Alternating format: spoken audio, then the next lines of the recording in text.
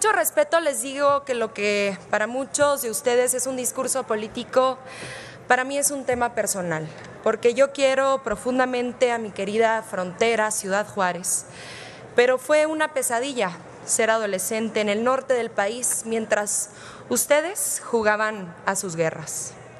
Quienes perdimos amigas, buscamos compañeras, acompañamos a las madres, tenemos una herida que probablemente nunca cierre.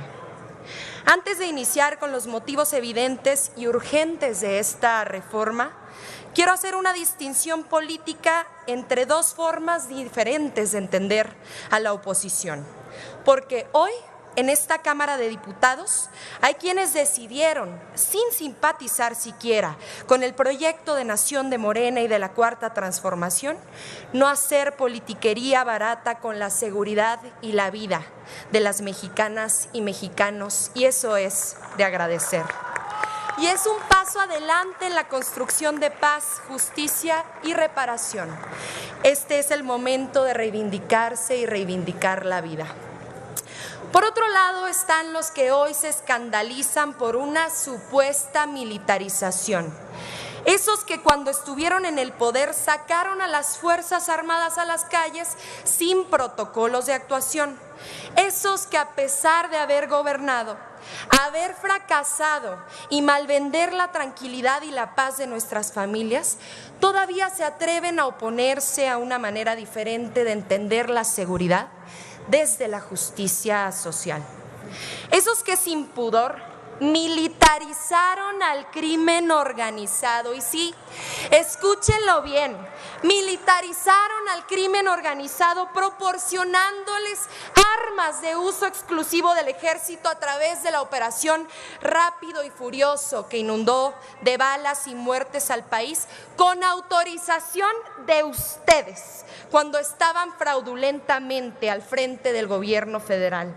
Si se les borró la memoria, le pueden preguntar por este tema a su amigo Eduardo Medina Mora, a Marisela Morales o Arturo Chávez Chávez, el procurador de Calderón, célebremente conocido por decir que a las mujeres en Ciudad Juárez los mataban y violaban por prostitutas.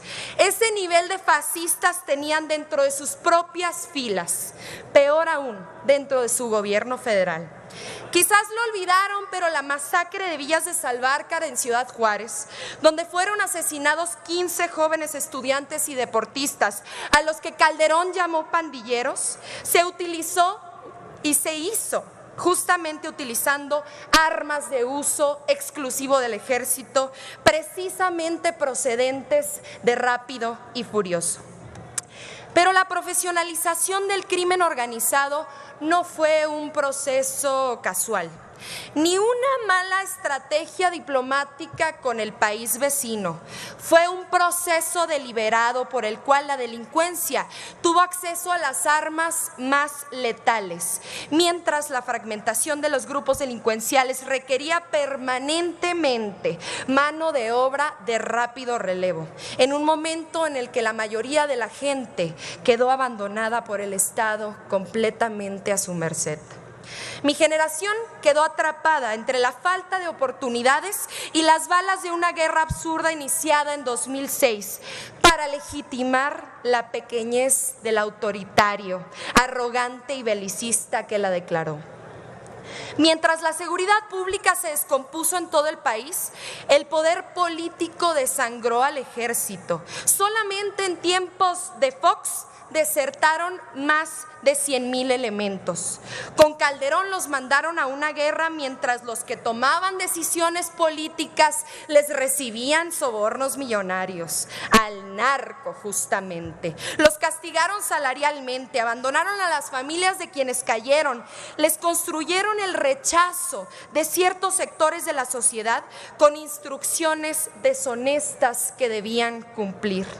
Maltrataron a quienes tenían la tarea de protegernos a todas y todos, mientras armaron a los grupos de la delincuencia organizada para el reacomodo de las plazas y a cambio solo ofrecieron un manto de impunidad.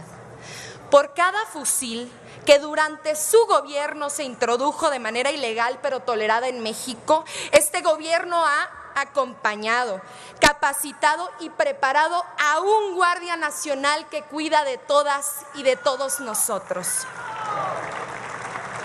Con mucho respeto, pero estamos haciendo nuestra parte para intentar resanar las profundas heridas que sus decisiones generaron en este país. Y tenemos memoria por los estudiantes asesinados en el 68, por las víctimas del halconazo, por los maestros de Nochixtlán, por los 43 estudiantes que aún buscamos. Este gobierno incluso ofreció disculpas por algo que no hizo, pero que hicieron ustedes cuando estaban al frente del Estado mexicano. A los padres de Jorge y Javier, a los que ustedes llamaron sicarios armados hasta los dientes siendo estudiantes de excelencia, a las víctimas de las guerras sucias, que para ustedes eran poco más que unos comunistas revoltosos. ¿Tenemos con qué? Con todo y los errores políticos de quienes dieron las peores instrucciones. Nuestro ejército es un ejército de paz, que nunca ha sido parte de un golpe de Estado, que entronca con la tradición de respeto y refugio para quienes sufren en otras naciones, que cuida la soberanía propia y respeta la ajena. Necesitamos a nuestras Fuerzas Armadas de manera extraordinaria, regulada, fiscalizada, temporal, subordinada, complementaria y con tareas detalladas sin lugar a la ambigüedad. Mientras la Guardia Nacional construye el máximo de su potencial para cuidarte a ti, para cuidar un país que poco a poco se levanta con dignidad, con mucha esperanza por bandera tras décadas de letargo neoliberal. Queremos que la nueva historia de nuestro país no se entienda sin el respeto a los derechos humanos. Y hoy venimos a regar la semilla que juntas y juntos en unanimidad sembramos. Sean serios. Hoy podemos reconocer que tardaron al menos 10 años en destruir, infiltrar y malbaratar a los cuerpos federales de policía, y se necesita al menos el mismo tiempo para reconstruir lo que ustedes rompieron por ambición, avaricia y para hacer negocio. No se equivoquen, ustedes impulsaron una estrategia fallida y sin temporalidad. Hoy nosotras y nosotros estamos dando un paso adelante a favor de la desmilitarización, porque le ponemos fechas y plazos, porque tenemos una estrategia de pacificación real que comienza a dar frutos y lo podemos demostrar. Hoy el delito de secuestro, uno de los más dolorosos por su profundo impacto social, ha disminuido en México en un 53%. ¿Recuerdan cuál era la estrategia de ustedes para acabar con el secuestro? ¿Lo recuerdan? Yo se los recuerdo. Ustedes inventaban supuestos grupos de secuestradores y los detenían como chivos expiatorios, fabricaban testigos protegidos y forzaban declaraciones obtenidas bajo tortura, como ocurrió con la ciudadana francesa Florence Cassés y con Israel Vallarta, sin resolver nada y violando todos los derechos humanos. Pero ¿qué van a saber ustedes de derechos humanos si le dieron la medalla de derechos humanos a un personaje como Isabel Miranda de Wallace? Los principales delitos federales han disminuido en un 30% durante la administración del presidente López Obrador, un 60% de deceso en delitos financieros, un 50% en delitos patrimoniales, un 40% en delitos fiscales, un 22% en delitos contra la integridad. También los delitos del fuero común. El robo a transporte público ha bajado un 37%, el robo de vehículo un 45%, el robo a casa habitación en un 30% y uno de los más terribles, el homicidio doloso, en un 10%. Y lo reconocemos, sí, falta mucho por hacer. Ese 10% que disminuyeron los homicidios dolosos en este país no es suficiente, pero les recuerdo que cuando ustedes gobernaron y declararon su falsa guerra, se multiplicaron en un 200%. Hoy hablan mucho de fortalecer las policías, los mismos que tenían al frente de la federal a un ejército de narcotraficantes, como lo fue Genaro García Luna, preso en Estados Unidos por traficar con cocaína, a Luis Cárdenas Palomino, preso en México por torturador, a Facundo Rosas Rosas, a Iván Reyes Arzate, Susana Antidrogas, narcotraficante confeso, se encuentra en Estados Unidos, por cierto. Todavía se atreven a decir que enfrentaron con pantalones a la delincuencia cuando el mundo entero sabe que estaban en su nómina, porque no les parecía lo que cobraban de Iberdrola y de Odebrecht. Para ustedes todo era un negocio, hasta privatizaron el derecho de vivir en paz. Dicen que con esta iniciativa renunciamos a lo civil y no hay mentira más mezquina. ¿Hay algo más civil que construir hospitales?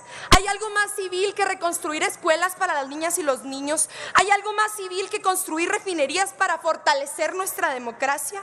¿Hay algo más civil que construir aeropuertos para detonar el desarrollo de nuestra nación? Aquí se quejan permanentemente de que no escuchamos sus puntos de vista, pero ¿cómo no los vamos a escuchar? Claro que sí, con mucha atención. Si fueron los reyes de la inseguridad pública, si multiplicaron como nunca los homicidios, si se hicieron de oro traficando con drogas desde el poder. Nosotros los hemos escuchado mucho tiempo, hagan hoy ese esfuerzo ustedes. Rompan su huelga o su flojera legislativa, pero no lo hagan por nosotros. Escuchen a sus propios gobernadores, que ya es casi lo único que les queda. Y además esos gobernadores les están rogando que aprueben esta iniciativa. ¿Les suena Alfaro en Jalisco de Movimiento Ciudadano? ¿Les suena Ispuro en Durango del PAN? ¿O mejor, hasta una posible candidata presidencial de ustedes, María Eugenia Campos de Chihuahua? Pregúntenle a ella qué haría en Chihuahua sin la Guardia Nacional, en la Sierra Tarahumara o en Ciudad Juárez cuando ocurrió el motín del Cerezo número 3 el pasado 11 de agosto, donde fue ella la que solicitó la intervención del Ejército, de la Guardia y de la Marina. Sus gobernadores saben que la Guardia Nacional es pieza clave para robustecer la estrategia de seguridad, ya que el 25% de los municipios no tienen ni 10 elementos en sus policías municipales para salvaguardar la tranquilidad. Y de esos municipios casi un tercio no tiene ni un solo elemento de policía. Pero si tampoco quieren escuchar a los pocos gobernadores que aún se atreven a portar las banderas de la oposición, al menos escuchen a la ciudadanía. Hoy la Guardia Nacional es una institución infinitamente más respetada por el pueblo de México que todos ustedes juntos. Miren, no somos iguales y aunque se nieguen a escuchar, nosotras y nosotros les tendemos la mano y los queremos hacer parte del rescate de la seguridad de nuestro país. Por eso proponemos una comisión bicameral en la que se rendirá cuenta semestralmente del gasto de recursos, del seguimiento a las posibles violaciones de derechos humanos, que por cierto han descendido como nunca en comparación con sus gobiernos, del avance en las estrategias de seguridad pública, porque este tema, por amor a México, nos necesita a todas y todos. A 4 años de gobierno, gracias a la Guardia Nacional, México cumple por fin con el estándar internacional de las Naciones Unidas de contar con 2.8 policías por cada 1,000 habitantes. Cuando inició este gobierno nos dejaron solamente a 1. Pero este gobierno no solo ha priorizado la atención directa al delito, lo ha prevenido construyendo oportunidades para millones de jóvenes en este país, con becas para estudiar, con apoyos para iniciar una profesión digna y honesta, con programas que otorgan el impulso inicial que siempre les fue negado. Hoy se acompaña a los productores y trabajadores del campo para que tengan alternativas. Hoy se siembra vida para cosechar paz. Hoy hay precios de garantía para que todas y todos los que se dedican al campo puedan cultivar los productos que garantizan nuestra soberanía alimentaria y no los que el crimen quiera. Hoy existe una pensión universal para adultos mayores que estructura el piso mínimo de millones de familias. Y sobre este tema, justamente sobre este tema quiero hacer una mención especial, porque cuando alguien habla de violencia, yo no imagino, yo no teorizo, yo recuerdo. Para mí esto sí es personal, porque ustedes nos convirtieron en sobrevivientes, porque yo sí me escondí de las balaceras debajo de la cama durante las noches, porque a mí me sacaron un día de la escuela con apenas 13 añitos para acompañar a mi amiga tras el feminicidio cobarde de su madre, porque porque justamente yo viví en la zona cero de su absurda guerra contra el narco, y quienes son de Tijuana, de Tamaulipas, de Michoacán, me pueden entender a la perfección, los que recuerdan, las que recuerdan, porque tenemos memoria, pero también quienes hoy viven en Guanajuato, en Jalisco, en Tamaulipas, porque mi madre me tenía que cubrir los oídos y los de mis hermanos para no escuchar las detonaciones que sucedían por las noches con mucha frecuencia, con tanta que se volvió la normalidad de las y los juarenses, porque ninguna niña tendría que ver colgados decapitados en puentes cuando va por las mañanas de camino a la escuela, porque ningún padre tendría que pasar por la angustia de manejar con desesperación para verificar que su hija aún seguía viva, tras haber recibido llamadas incontables con voces haciéndose pasar por su hija para conseguir una extorsión, porque perdimos tantas y tantos seres queridos que estos 15 minutos no me alcanzarían siquiera para contarlos. Así fue como las ventas de los ansiolíticos se dispararon en farmacias propiedad de sus gobernadores. Así se multiplicaron las niñas y los niños sin sus padres o las madres sin sus hijos. El suicidio aumentó y la esperanza se tornó lejana, porque el miedo y el terror encontraron suelo fértil cuando se hacía imposible distinguir a los buenos de los malos, porque los que debían cuidarnos tenían su orden de desplazar a comunidades enteras para liberarles la plaza a los delincuentes con los que ustedes negociaban sobornos millonarios, porque los que debían cuidarnos tenían la orden de reprimir movimientos sociales, manifestaciones pacíficas y las voces que con valentía y coraje pedían paz. Ya nunca más, este es el momento para el que hemos nacido. Y hoy tenemos un camino. Por favor, a la oradora que concluya. Hoy tenemos un camino que vamos a transitar, porque nos urge construir una nueva historia de paz y derechos humanos. Vamos a apostarle a una vida que merezca la pena ser vivida. Esto no se trata de ganar una votación parlamentaria, y termino. Esto se trata de devolverle la tranquilidad a las familias trabajadoras que con su esfuerzo han sacado adelante este país.